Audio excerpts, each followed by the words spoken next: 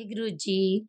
महान गजल गायक अशोक खोसला जी, जो कि संत बाबा मोनी साहब वृद्धानंद जी के चेयरमैन भी हैं, उनके जन्मदिन पर पुता माता की आशीष, निमक न बिसरो तुमको, हर हर सदा भजो जगदीश।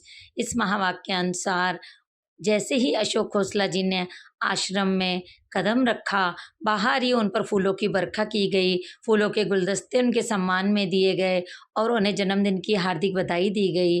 उसके बाद ऊपर आश्रम में उनके सम्मान में कीर्तन समागम रखा गया, जिसमें रागियों ने कीर्तन की हाजिरी भरी, साथ में अशोक खोसला जी ने खुद एक शब्द की हाजिरी भरी और कथा भी की गई। बाद में अशोक खोसला जी ने और पत्नी नंदिता के साथ मिलकर केक कटिंग की और सभी आश्रम के बुजुर्गों को सब ने मिलकर उन्हें हार्दिक दिल से स्वागत किया, आशीर्वाद दिया। उनकी महान सेवा को समर्पित एक कथा की छोटी सी क्लिपिंग मैं यहाँ पर पेश कर रही हूँ। आशा है आप सबको पसंद आएगी और अशोक खोसला जी इसी तरह इस आनंद आश्रम में सेवा करते रहें और बुजुर्ग का आशीर्वाद सदा उनके साथ रहे। वाहिगुरु जी। मैं अकेला ही ऐसे ही चल पड़ा, ये बात हो गई थी कि मैं अकेला ही एक लक्ष्य को लेकर चल पड़ा, लोग जुड़ते रहे और कारवां बनता गया। भाई साहब तो याद है, शायद हम साथ में पहली बार जब यहाँ बैठे थे, आश्रम की ओपनिंग हुई थी 2005 में, तो एक दो बुजुर्ग थे हमारे पास, तब हम रोज नीचे बैठते थे। तब मैंने भाई साहब को जो सेवा करते हुए देखा, जैसे कि गुरबाणी भी कहती है, सेवा करत होए कामी, किसको होत परापत स्वामी। भगवान किसको प्राप्त होता है?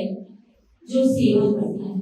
सिमरन करने वाले को भी भगवान मिलेगा, लेकिन सिमरन जो है हमारे अहंकार को बढ़ावा देता है। लेकिन सेवा तन मन धन, आनंद साहब ने भी लिखा है, रोज आनंद साहब का पाठ करते हैं ना, तन मन धन सब सौंप गुरु को। पहला स्थान तन की सेवा, तन मन धन। तीसरा स्थान धन को दिया है, गुरु महाराज ने भी तीसरा स्थान धन को दिया है। मतलब पहली सेवा आपके तन की परवाह, जो सेवा आप तन से करते हो, फिर आप मन से करते हो, उसके बाद आपका धन परवाह होता है। तो भाई साहब से मैंने सीखा। एक बार की बात है, मुझे अच्छे से याद है, यहाँ हमने एक दो काम करने वाली महिलाएं बाई लगाई थी, तो उन्होंने बाथरूम अच्छे से साफ नहीं किया था। मैं और भाई साहब रोज हम बैठते थे। उस टाइम भाई साहब ने मुझे कहा, शांति जी आप यहाँ की मैनेजर हो, आप ही देखो। तो हम रोज बैठते थे शुरू में, बहुत टाइम शाम के टाइम। भाई साहब आए, भाई साहब ने अंदर गए, नीचे था फर्स्ट बाथरूम था, वहां पर सामने से राइट साइड में। भाई साहब ने बुलाया उसको, काम करने वाली को, और बोला ये कैसे साफ किया? तो उसने कहा मैंने अच्छे से किया है, और ये मेरी आंखों देखी बात है, वो सामने है, या उनकी तारीफ करनी इसलिए मैं नहीं कर रही कि मैंने आंखों से देखा। उन्होंने अपने कुर्ते को, कुर्ता ही पहना हुआ था बड़े हाथ वाला, उसे ऊपर किया, हाथों को दोनों को मेरे सामने, और वॉशरूम साफ करके दिखाया।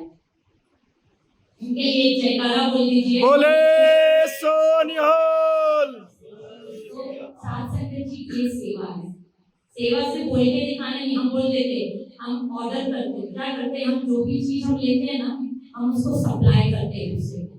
मैंने आज को सीखा, मैं दूसरे को बताऊंगी, दूसरा तीसरे को बताएगा, इसको कहते हैं सप्लाई करना, पास ऑन करना।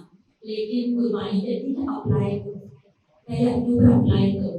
पहले आपको सेवा करनी है, आश्रम चलाना है, आपके अंदर कितनी नम्रता है, आप किस भावना से सेवा करते हो, तो ये खरा एग्जाम्पल उन्होंने दिया और वो मैंने सब देखा सामने। और जिस तरह बुजुर्गों की, मैं ज्यादा टाइम नहीं लूंगी, टाइम बहुत कम है, सबके पास लेट हो चुके हैं।